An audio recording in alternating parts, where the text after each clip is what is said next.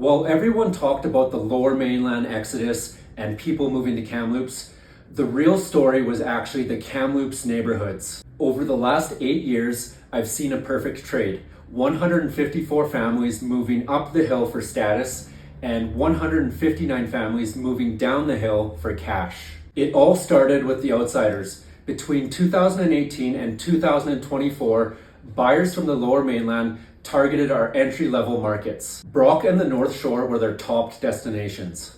Why? Because in 2016, these areas were priced as low as $283,000 for an average single-family home. This outside cash acted as a pressure cooker, driving up North Shore property values by a staggering 93%, the fastest growth in the city.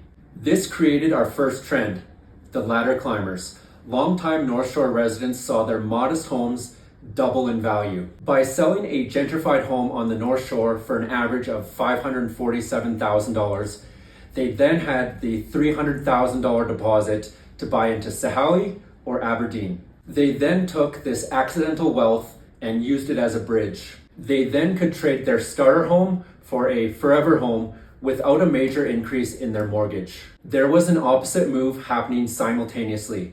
The equity liberators.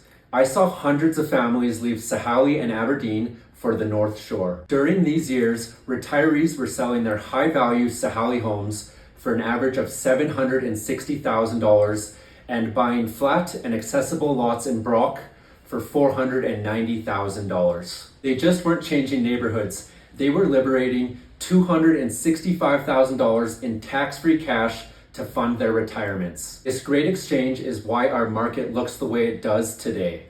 The North Shore is now capped by interest rates because local wages cannot support higher prices. Premium areas like Rose Hill and Tobiano remain resilient because they are fueled by demand from out of town and out of province buyers. This effectively untethers their expansion from local city economy. The map of Kamloops has changed, and it was the great local exchange that drew the new lines.